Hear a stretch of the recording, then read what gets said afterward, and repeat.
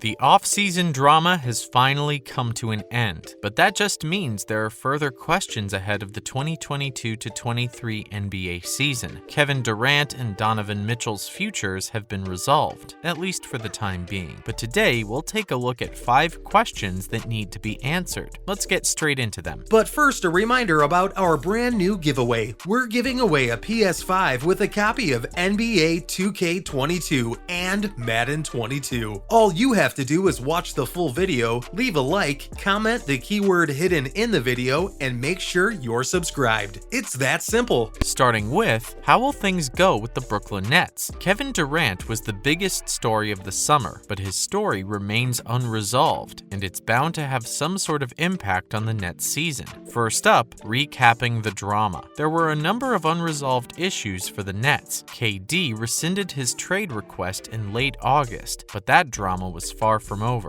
Kyrie Irving, on the other hand, opted for a 4th year in his contract in late June, and Ben Simmons hasn't played for his new side since signing. Next, what to expect? The Nets have some questions about how they'll fare, and they're not usually about the potential of their roster. Instead, they're about whether or not the team can survive the drama they're surrounded in. For now, things look great for the Nets, despite all the problems. KD is in the picture, and if they can get the band back together, there's no reason why they shouldn't be one of the favorites. Keeping Durant with the organization has been a massive step, even if it's just a short-term one. But if the Nets can start with winning ways, there's a good chance he might remain, at least for the year or two. On the other hand, they've also kept hold of Kyrie, and that's going to be another big boost. He missed a large portion of last season due to various reasons, but they'll be hoping he can play a lot more than he did previously. There are definitely no questions about his quality. As for Ben Simmons, he remains the perfect player, on paper and in theory, to play alongside Durant and Irving, but whether or not they hit it off on the court is a question that needs to be answered. It will be super interesting to see them in action in the upcoming season. Secondly, the Russ, Pat Bev, and the Lakers story. Another one to keep an eye on is how the Lakers will fare in the upcoming season. Recapping the drama, we all know the Lakers wanted Westbrook to leave, so let's see how that one turns out. They also chased Kyrie throughout the offseason, but haven't managed to add that one extra superstar they thought they needed to challenge for the championship. Plus, things aren't exactly great with the franchise, not to mention the old beef between Pat Bev and Russ. What to expect? The first day of training camp will be an awkward event, that's for sure. Westbrook and Beverly have a lot of history, and it isn't exactly a good history. Russ tried to lighten the mood in Bev's introductory news conference, and that's an indication of the duo wanting to put things behind them. Similarly, Westbrook is more or less ready to stay, and Braun, along with the rest of the franchise, will be hoping he can explode this season. He's also earned the support of the new coach, Darvin Ham, and he'll also be under the watchful eye of critics and analysts. Can Ham get AD, James, and Westbrook, or Bev, whoever plays, firing on all cylinders? Can the dynamic between LeBron and Russ be resolved? Yeah, he tweeted in support of him, but didn't they sit on opposite ends during the summer league? Moving on, the Lonzo Ball and Chris Middleton injuries. This will be a big question mark on the fortunes of two franchises, but to different degrees. Recapping the situation, Lonzo Ball injured his knee in mid-January this year, and there hasn't been a return date mentioned, if he ever does come back. Similarly, Chris Middleton also suffered a knee injury in April, and then underwent surgery on his wrist in early July, but he's expected to be back for the start of the season. Their franchises haven't invested big time and believe they can compete in the East with a healthy roster. What to expect? We don't disagree with the Bulls and the Bucks front office. They've got the resources to challenge in the East, but having a healthy roster isn't easy, especially not in this case, where the two franchises rely on these players heavily. Middleton drove to the basket, ironically enough, against the Bulls and slipped, which resulted in a grade 2 MCL sprain, forcing him to miss their final 10 playoff games. Milwaukee fans would have told you that they would have made the finals if not for the injury, and they weren't exactly wrong. The Bucks are extra cautious when dealing with injuries, and their focus will be on getting Chris back for the playoffs, rather than forcing an early return. So even though he's set to return to the scene around the start of the season, we think they'll wait before getting him in. On the other hand, Lonzo Ball is a much more crucial crucial player for Chicago, and they depend a lot on him for any sort of result. They were the top seed in the East before Ball's injury, and then finished the season with a poor 19-23 record. Not to mention, there have been some setbacks in Ball's return to the scene, and while his health is improving as per the Bulls VP, he remains far off from a return. When will he return, and how will the Bills carry on without their superstar? Up next, can the Warriors youngsters step up to the challenge? This is a big question for the defending champions, who will be, no doubt, favorites for the upcoming season as well. But there are some questions about the Warriors. Recapping the situation, the Warriors have an insane roster, but can their youngsters step up and take the league by storm this season? If they're to win the NBA for a second time, they'll need their youngsters to step up,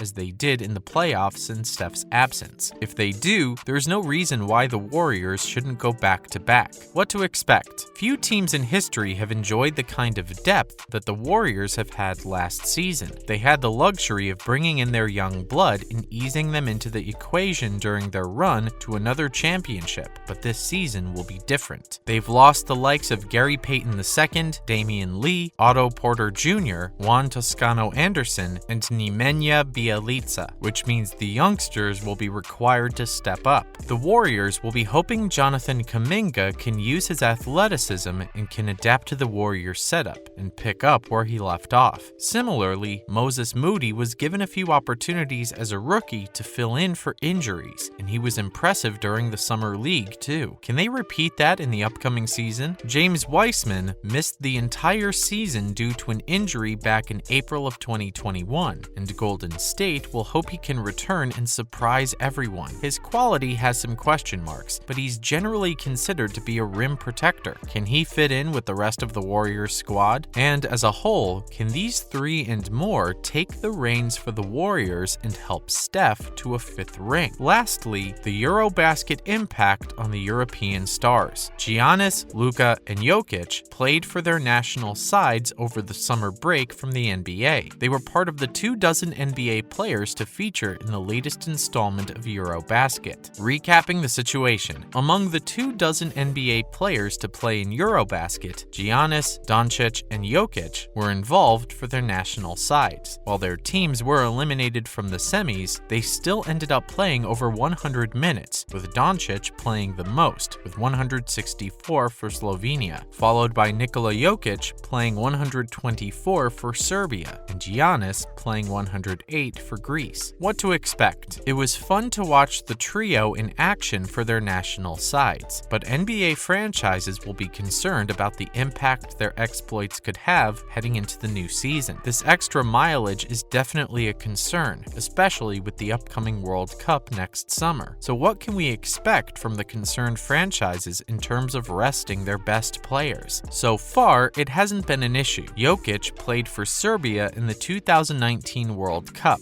but returned to feature in all of the games for the Nuggets. Similarly, Doncic became a superstar due to his exploits for Slovenia, and he led them to gold alongside MVP Goran Dragic. However, he came back heavier than his normal weight, and hopefully that won't be a concern for the Mavs this time around. As for Giannis, he missed the last Eurobasket, but did feature in the 2019 World Cup, and returned to win his second consecutive MVP in the NBA, averaging 29.5 PPG. Will it be an issue this time around with more games scheduled? That's a wrap for this video. Are there any other questions that we need to take a look at for the 2022-23 NBA season? Let us know in the comments below. Make sure to give this video a thumbs up and subscribe to our channel for more videos like this. See you in the next one.